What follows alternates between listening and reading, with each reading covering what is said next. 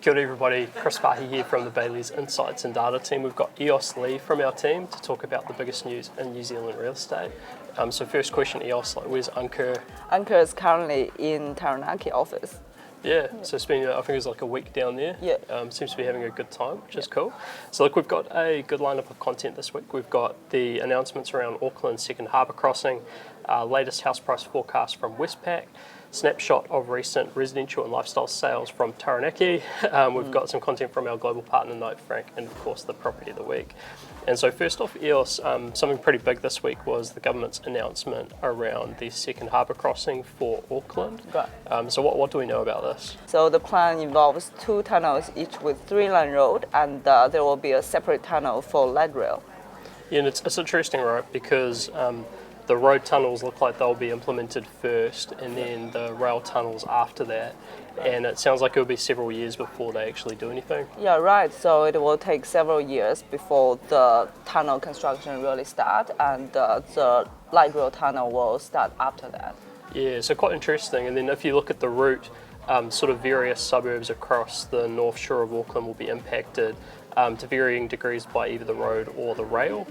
So it should be quite an interesting time, but it's going to take quite a while before we actually see any sort of physical progress on that. Right. So then next up we've got Westpac. So they have released their latest forecast for house prices. And so Eos, what do we know about this? So currently, Westpac updated their housing price forecast to a rise of 8% in 2024. Previously, they predicted 2.5% in 2024. So yeah, and so that's quite interesting. So they've become more positive on where their housing market is heading to. Right. And Eos, how did they sort of rationalise that change? So Westpac believes that the strong migration, the stabilizing interest rate, and the improving housing market activity will push the housing price up. And so Westpac's forecast is pretty similar to what we're seeing from other commentators who've been boosting their predictions around house prices. I think HSBC was another one recently that increased their forecast for 2024. Westpac's a little bit different from some because they're directly connecting the migration to increases in house prices, whereas some of the other commentators aren't doing that. We also believe that migration will put pressure on the housing market, probably into the rental market, and that will push first home buyers and investors to buy. So yeah, interesting times. And so next up, the team at Bayleys Commercial has released their latest industrial workplace magazine. And so this is a portfolio of industrial workplaces, so like warehouses, that's available for lease around New Zealand. And so Eos, it's also got a couple of articles in the magazine. Right, so first up we got a capacity for growth. It's an overview of conditions in the industrial market. Second up, we got Up and Away. It looks at what is causing the increase in industrial rent across major cities. Lastly, with More People, More Space, it discusses how surging migration might impact industrial markets. Yeah, and so a good lineup of content there, particularly if you're in the market to lease some industrial space. So next up we've got our weekly sales snapshot. This one's powered by the team at Bayleys in Taranaki with a sample of recent residential and lifestyle sales around Taranaki. And so general update from the local team was that there's been an increase in first home buyers, a dramatic increase in activity in the $600,000 to $800,000 range, and then also rises in higher end as well. So generally sort of positive change down there. And so Eos, first off we've got one in Brixton. Right, so we got a 48 Kairau Road West in Brixton. This is described as a gracious country home and garden. 4 bedrooms, 3 bathrooms on 1.15 hectares. It was purchased in September 2021 and resold in July 2023. It sold for $1.38 million, which was slightly higher than the original purchase price, sold by Neil Parkinson from Bayleys New Plymouth. Next up we've got 30 Messenger Terrace in Oakura. This is the grand hideaway, 4 bedrooms, 2 bathrooms on 868 square metres. Located just next to the beach, it had a strong marketing campaign with high inquiries and open home attendees. Mix of local and out of region interests, sold for $1.35 million. That was sold by Anu Batnagar and Jeremy Watson from Bayleys New Plymouth. Last up, we got a 55 Pindavia Street in New Plymouth. It's a massive property. It has 4 bedrooms, 3 bathroom home on 257 square meters. Inner city townhouse within a prime position in the CBD. It sold for $1.21 million. Sold by Leo Bates and Sandra Pickering from Bayleys New Plymouth. Next up, going offshore, our global partner Knight Frank released their latest UK build to rent update. And so this is a quarterly review of investment activity in the UK build-to-rent sector. And so Eos, what do we know here?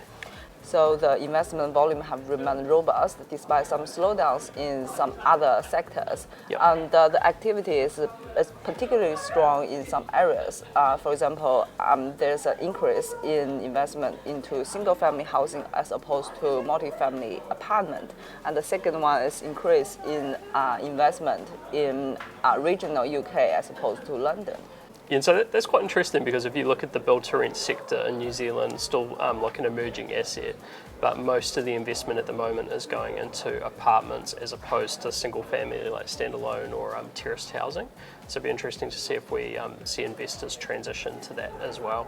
Next up, NetFrank also released their luxury investment update. It's part of their Wealth Report series. So Chris, what do we know about this? Yeah, so this one's quite interesting. They basically index different luxury sectors over there to see what investments are performing if you wanted something maybe a little bit different, or if you're just super rich. And so the sectors that have performed the strongest over the past 12 months was art, up 30%, watches up 10%, and jewellery up 10%. Keeping in mind that we're talking like the luxury, like super high end of stuff. And then interestingly, if you look at the past 10 years, the top performing sectors were rare whiskey bottles, up 322% over the past 10 years, wine up 149%, and watches up 147%. Keeping in mind again that is the super high end of those different asset classes, and your sort of average bottle of supermarket wine probably won't be performing like that. And then another interesting fact is that in their latest report, they added luxury handbags and whiskey to the lineup, given the trends that's happening in the investment space over there. And so finally, to wrap up, we've got our property of the week. So Eos, what have you got for us this week? We got a 57 Ani Road in Oakura. Location and lifestyle: 5-bedroom, 3-bathroom home on 966 square meters. Grand home located on the northern slopes. Double grandma zone, private position with seamless indoor and outdoor flows.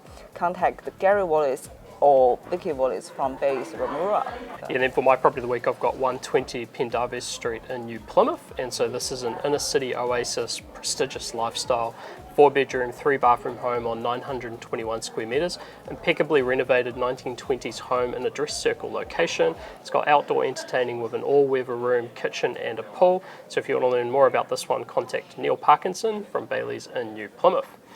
With that said, we'll wrap it up here. So thanks very much, Eos. Thank you. And we'll see you next time. See ya.